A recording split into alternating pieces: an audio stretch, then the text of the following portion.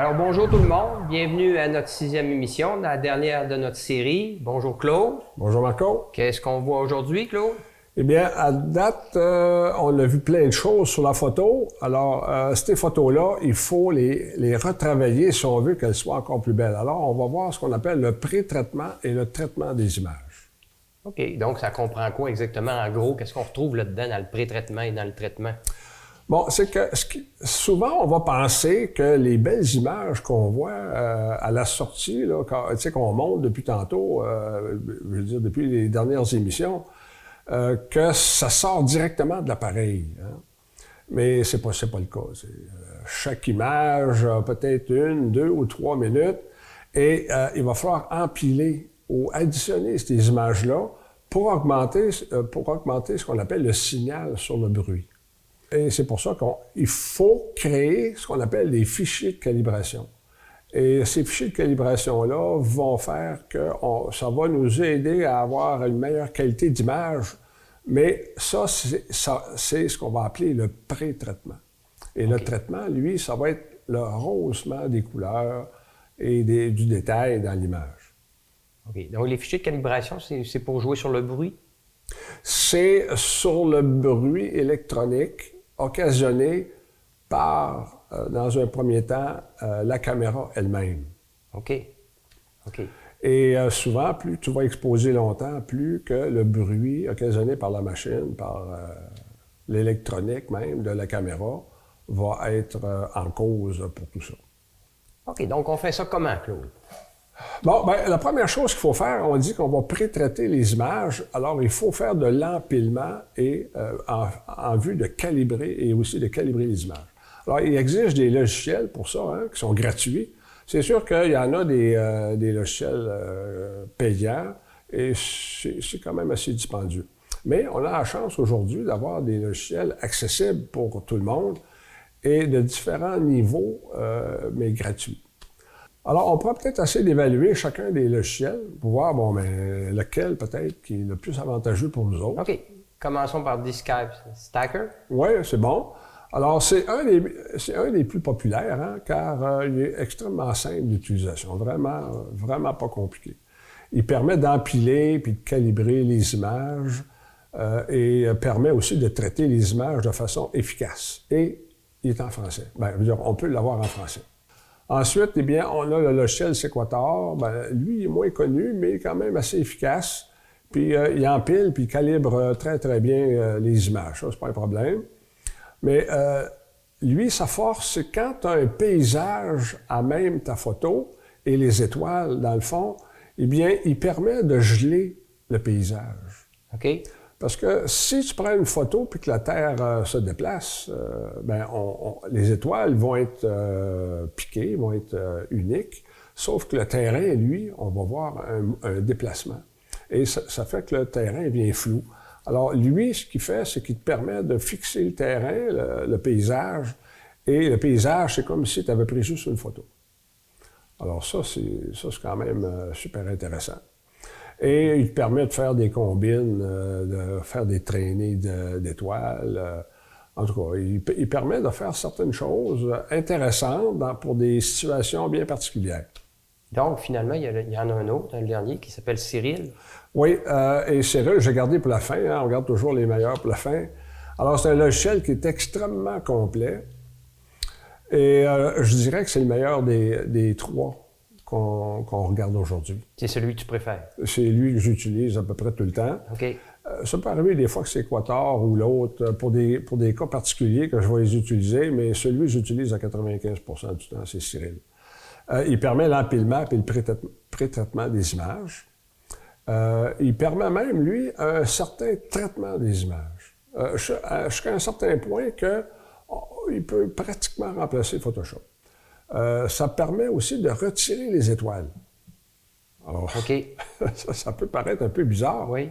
Mais mettons que tu as photographié la nébuleuse d'Orion, eh bien, une fois que tu as empilé et traité, là, tu peux passer à l'étape d'enlever les étoiles. Alors, pourquoi on enlève les étoiles? C'est parce qu'on va pouvoir traiter les étoiles tout seul et la nébuleuse tout seul.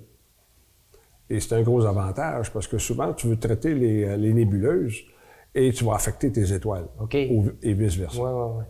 C'est pour ça qu'on peut, à ce moment-ci... Et ça, c'est très nouveau, hein, cette histoire-là, d'enlever les étoiles là, dans les images du ciel profond. OK. En fait, tu les enlèves, mais tu les ramènes. Là, on se comprend. À la fin, on recombine tout ça pour faire une image finale. OK. Donc, ça veut dire qu'on n'a pas dérangé la nébuleuse quand on a travaillé les étoiles et on n'a pas dérangé les étoiles quand on a travaillé la nébuleuse. OK. Et finalement, les logiciels de traitement finaux, c'est Photoshop. Hein? Et il est excellent. Tu ne peux pas demander mieux que Photoshop, mais il est très cher. Il est très cher. Et on peut l'avoir en français et dans plusieurs langues. Et GIMP, qui est excellent aussi, qui est fait autant pour Linux que pour Windows, que même Mac, si je me souviens, et il est en français lui aussi. Mais je dirais que c'est un bon équivalent de Photoshop. Donc ça, c'est pour finaliser qu'on utilise ces logiciels-là. Ça, c'est les logiciels qu'on disait tantôt de traitement.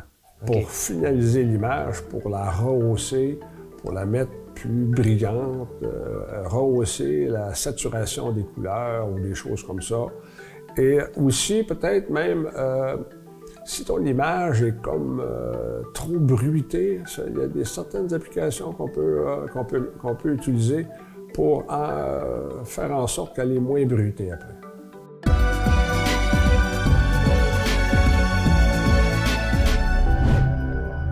NGC 7635, la nébuleuse de la bulle. Elle se situe dans la constellation de Cassiopée. C'est une nébuleuse d'environ 10 années-lumière. Elle est composée d'hydrogène ionisé.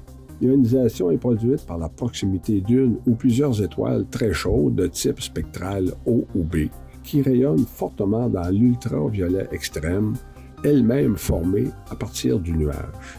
Plus tard, les explosions en supernova et les vents forts stellaires provoqués par les étoiles les plus massives de l'amas stellaire finiront par disperser les particules de gaz restants, laissant derrière elles un amas d'étoiles tel que celui des Pléiades. Située près de l'amas ouvert Messier 52, cette nébuleuse ressemble à une bulle. Elle est formée par les vents stellaires qui poussent à une vitesse de plus de 1700 km par seconde. Cette étoile excentrée par rapport aux nuages est la plus brillante. Elle est très jeune, moins de 4 millions d'années, très chaude, environ 35 000 degrés, et massive, soit de 20 à 40 fois la masse solaire.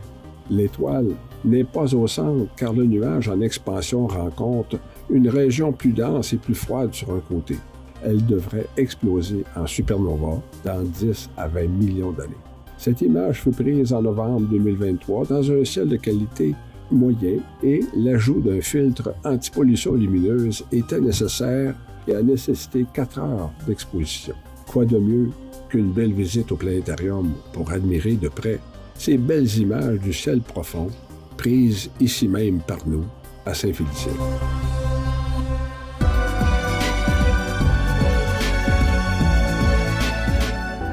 Maintenant, les fichiers de calibration. Ça, c'est ça. Donc, si on veut faire du traitement d'image, il faut avoir des fichiers de calibration. Et comme tu dis, pourquoi? Derrière ce terme-là, de fichier de calibration, il y a des mots comme dark, offset et flat qu'on va entendre régulièrement en bon français. Oui, c'est mystérieux, ces noms-là. C'est ça. Oui. Et ils servent à améliorer l'image en retirant une partie des artefacts ou les parasites, comme le vignettage. Alors, le vignettage, c'est quand on regarde une image, on voit que dans les coins, c'est plus sombre. Alors, c'est l'optique qui occasionne ces choses-là.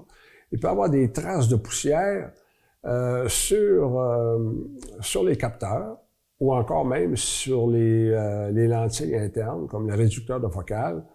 Et ça peut arriver que ton capteur numérique produise de la luminescence interne. On va le voir tantôt, comme il faut, c'est quoi ça.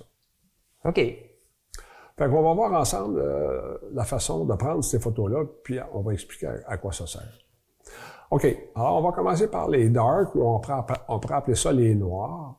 Alors, c'est des photos prises dans le noir complet, avec le même temps de pose et le même ISO que la photo que tu viens de prendre. Alors, si tu viens de photographier M42, avec des pauses de 2 minutes, il faut que tu aies ce qu'on appelle des dark de 2 minutes. Et si ta température était à moins 10, il faut que le dark soit à moins 10 aussi. Et la sensibilité, le ISO, soit identique. Il faut que tout soit les mêmes paramètres. Les mêmes paramètres. OK. Puis à quoi ça sert? Le dark ne retire pas du bruit, lui. Il permet de retirer le signal thermique. Parce que ça chauffe un capteur, hein? Oui. Et ça produit ce qu'on appelle un signal thermique. Et ce signal thermique-là est proportionnel à la température de ton capteur. Et c'est pour ça qu'il faut que tu prennes tes images de dark à la même température et mêmes conditions que tes images que tu as prises du ciel. OK. Y a-t-il des précautions à prendre pour être complètement dans le noir pour prendre nos Oui, c'est sûr qu'il faut faire ça en noirceur. C'est ça, il faut boucher l'entrée du télescope. Carrément, OK. Ah oui, ou tout simplement, il y en a qui retirent la caméra, mettent le bouchon sur la caméra et vont prendre leurs images. OK. Alors ici, on peut voir justement ce qu'on appelle un dark, et ça, c'est le dark de ma caméra. Et ma caméra produit un amp glow. C'est une luminescence produite par le capteur lui-même. On peut le voir qu'à droite, c'est très, très fort, et on a un petit à gauche aussi. Oui, oui. Alors ça, normalement, si tu fais pas de dark, tu vas voir apparaître ça sur tes images. OK, maintenant, on va passer au offset. Alors, offset, on appelle ça un biais, un bias. Alors, c'est des photos prises dans le noir complet aussi, avec un temps d'exposition le plus court possible, le plus court que ton appareil est capable de prendre. Et avec les mêmes réglages que les brutes. Quand je parle d'une image brute, c'est l'image qu'on vient de prendre du ciel. OK. Alors, dans le fond, c'est les mêmes paramètres que le dark, sauf que le temps d'exposition, c'est le plus court possible. Mais ça fait quoi? C'est pourquoi il faut le faire, le offset? Le offset, ici, ne retire aucun bruit. Hein, et il permet de retirer ce qu'on appelle le signal d'offset. On l'a appelé comme ça. C'est un décalage que les fabricants mettent dans les valeurs retournées par les pixels. Alors, par exemple, un Canon 6D, il y a un pixel noir, il n'y a pas la valeur de 0. Il y a la valeur de 2047. Et d'autres variations constantes existent d'une zone à l'autre du capteur, alors comme des gradients, des zones plus claires ou sombres, ou avec des bandes. Alors, des bruits, ils vont se superposer à ces décalages-là. Alors, on va appeler ça le bruit de lecture et le bruit de bande.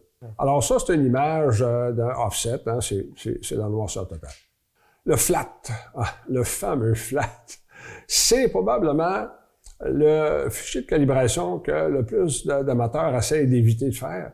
Et c'est le plus important. Ah oui? C'est carrément le plus important. Ils sont tous importants, mais lui est d'une importance primordiale. Alors, les flats sont des photos d'une surface uniformément éclairée. Les Français appellent ça le PLU, c'est la plage de lumière uniforme. Bon, la sensibilité, elle va être réglée à une valeur fixée par le fabricant, puis il faut absolument ajuster le temps de pause pour qu'aucune des parties ne soit surexposée. Et il faut viser dans l'histogramme. Hein. L'histogramme, c'est un peu la répartition de l'éclairage. Pardon? De la lumière? De la lumière sur ton image. Eh bien, il faut essayer de calibrer ton histogramme pour qu'il soit à peu près à 50% ou bien aux 2/3, à 66%. Que ça soit situé quelque part là-dedans. Alors ici, on voit un flat. Et on peut voir qu'il y a comme des bangs. Hein? Ouais. Je ne sais pas si tu les vois bien, là. Un peu vers le milieu. Il y a comme des petits bangs très, très pâles. Oui, oui. Eh bien, ça, c'est des petites poussières qui sont soit sur la vitre du capteur ou sur le réducteur de focale. Et on voit que le centre est plus illuminé que les côtés. Alors, quand on parlait de vignettage tantôt, c'est l'effet du vignettage.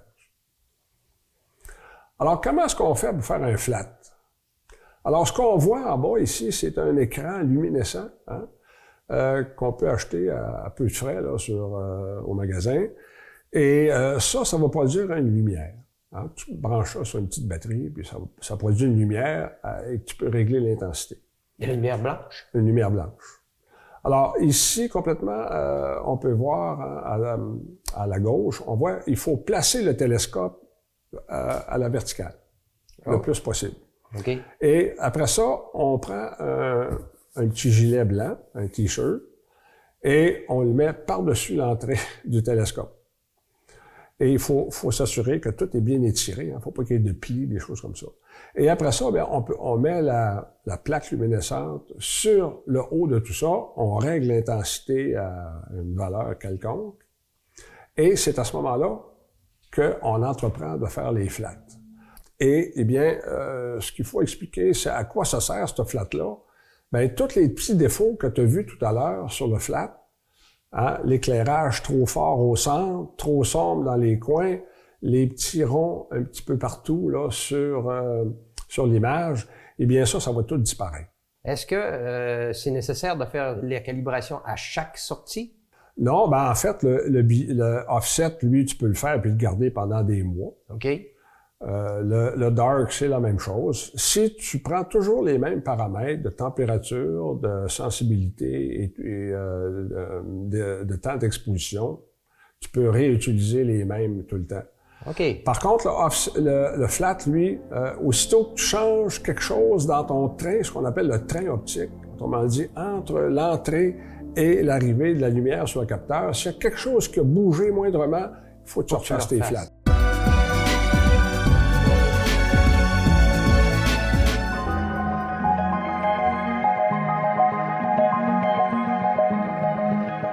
Aujourd'hui, nous verrons dans la salle des découvertes comment on peut observer les étoiles filantes.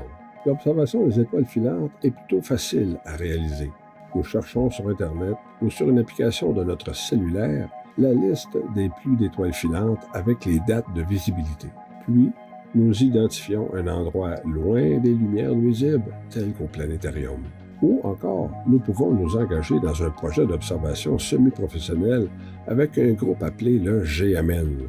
Ce groupe d'observateurs dédiés aux étoiles filantes regroupe plus de 800 membres, un peu partout autour du globe, et qui possède une ou plusieurs caméras spécialisées qui filment le ciel toutes les nuits afin d'en apprendre plus sur les étoiles filantes. Les données recueillies à date ont permis d'identifier l'origine de la roche-mère de certaines pluies filantes. Les données recueillies à date ont permis d'identifier l'origine de la roche-mère de certaines pluies d'étoiles filantes et même des nouvelles pluies. La NASA s'est servie de ces données pour faire certaines études sur le système solaire et son origine. Les données recueillies quotidiennement sont rassemblées à l'Université de Western Ontario, d'où le projet Origine et est géré par Denis Vida, qui est un astronome professionnel. Sur Internet, on peut voir les données de chaque soirée qui sont affichées sur une carte du monde. Et si un météore est aperçu par 2 caméras et plus, on peut connaître par triangulation la hauteur d'entrée dans l'atmosphère, sa vitesse, la durée de visibilité et même sa brillance. Le planétarium fait partie de ce groupe depuis maintenant plus de 3 ans. Quoi de mieux qu'une belle visite au planétarium pour en apprendre sur un phénomène aussi merveilleux et intéressant que les étoiles filantes.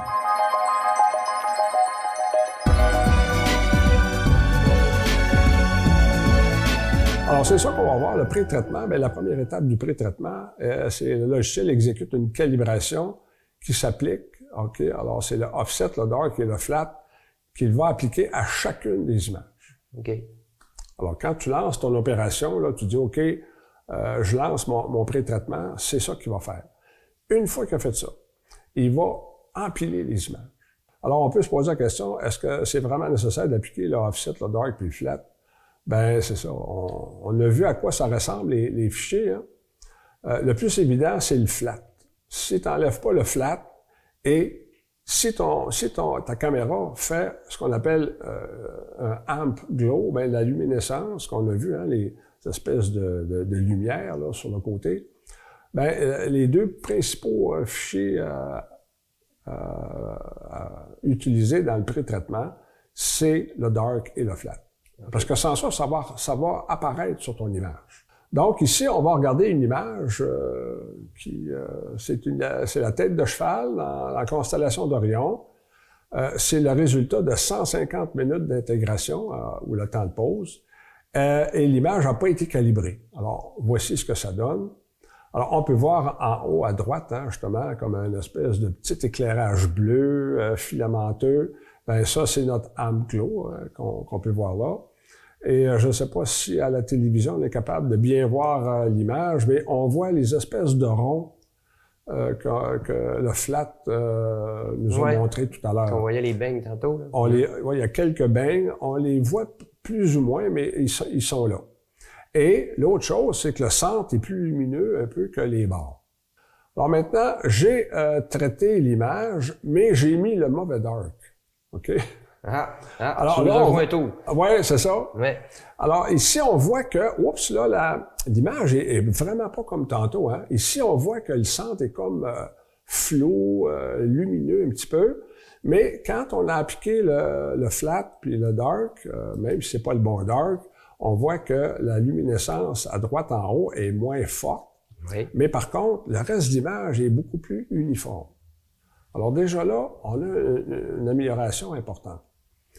Et si j'améliore complètement, si je mets tout le bon dark, le bon flat, le bon bias, eh bien, on voit la petite lumière à droite en haut qui disparaît quand on met le fichier de calibration correct.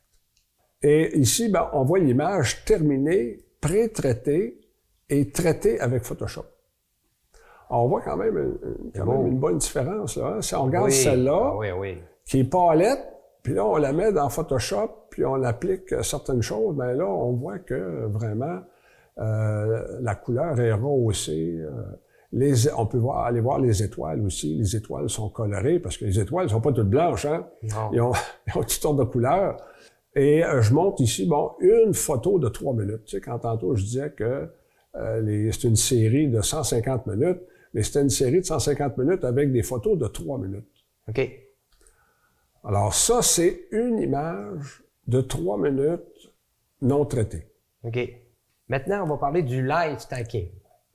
Bien, ici, on va voir qu'il y a des systèmes qui peuvent nous montrer en temps réel les images qui s'empilent et se construisent. En fait, on l'a vu avec le C-Star. Le C-Star, c'est exactement ce qu'il fait. Le C-Star, lui, quand tu as ton application, l'image va s'empiler, va s'accumuler et va s'améliorer avec le temps. Alors ici, c'est ça qu'on va regarder ensemble. Si on applique pas les fichiers de calibration, mais principalement le flat, on va voir que le live stacking n'est pas spectaculaire. Bon, je ne sais pas si tu te souviens, à Noël, j'ai essayé de faire un live stacking sur la nébuleuse du Pélican, puis même après 4 heures d'exposition, j'étais pas mal déçu. Écoute, on voyait rien. Non, effectivement. On voyait à peu près rien, là. On voyait une grosse tache de lumière floue en avant. On voit bien les étoiles, mais la nébuleuse, on la voit pas partout. Et ça, c'est 4 heures de pause. Alors, voici 8 minutes de pause, mais avec calibration. Et on en voit déjà plus qu'avec le 4 heures. Oui. Tu sais, même l'image est plus smooth, elle est plus douce. La lumière est mieux répartie. Alors, si j'augmente à 44 minutes de pause, avec 44 minutes de pause, bien là, on commence à mieux voir un peu la forme du pélican. On ne la voit pas très, très bien encore. Et on peut voir comme des stries qui partent d'en bas à droite puis qui montent vers la gauche. Et ça, c'est probablement l'étoile des Nèbres qui fait ça. Et l'image pré-traitée est traitée maintenant de la tête du pélican. Alors, on peut voir ici le derrière de la tête du pélican. Et on peut voir ici même son œil, et on voit la bouche du pélican. Alors, mais ça, c'est juste 44 minutes. C'est pas beaucoup. C'est pas le 4 heures que j'avais fait. On voit quand même toute l'importance de la calibration. Oui. On le voit nettement. Oui, c'est ça. La calibration, ici, elle a joué un rôle important. Parce que il y avait énormément de pollution lumineuse ce soir-là. Et plus que tu vas avoir la pollution lumineuse, plus que ton flat va être important. Alors, en conclusion, Claude? La conclusion de tout ça, c'est l'application de fichiers de calibration. On voit que c'est essentiel pour réussir de belles images. On va faire quand même des pas pires images, mais on gagne encore une petite coche quand on fait on pré-traite les images. Puis aujourd'hui, il existe des logiciels gratuits pour appliquer les méthodes de pré-traitement puis de traitement. Donc, ça se fait bien. Alors, j'espère que ces émissions qu'on a faites cette année, vont encourager nos spectateurs à se lancer en astrophoto. La meilleure chose à faire avant de se lancer dans un projet, c'est de vous inscrire dans un bon club d'astronomie qui est local, qui est proche de chez vous. Et à ce moment-là, les gens expérimentés du club, ils vont vous aider justement à pouvoir aller plus loin là, dans toute cette activité qui est un beau hobby, hein, l'astrophotographie. Oui, un beau loisir. Puis on a plusieurs choses à photographier aussi hein, dans le ciel. On peut s'amuser longtemps. Ah oui, très longtemps. Alors, merci tout le monde et à la prochaine.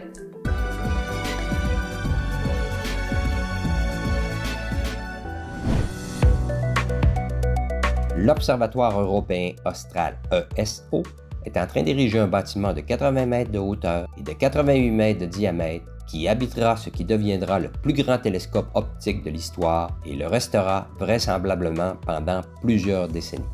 Le télescope est situé au sommet du Cerro Armazones, à plus de 3000 mètres d'altitude dans le désert chilien d'Atacama, reconnu pour ses conditions atmosphériques, géographiques et météorologiques idéales pour observer notre voûte céleste.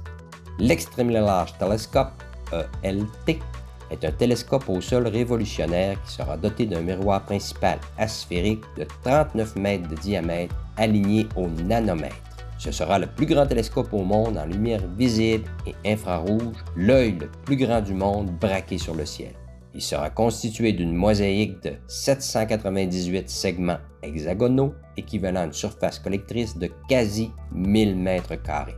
En comparaison, le pouvoir de résolution de l'ELT atteindra 6 fois celui du James Webb et 15 fois celui de Hubble, les télescopes spatiaux les plus puissants du monde.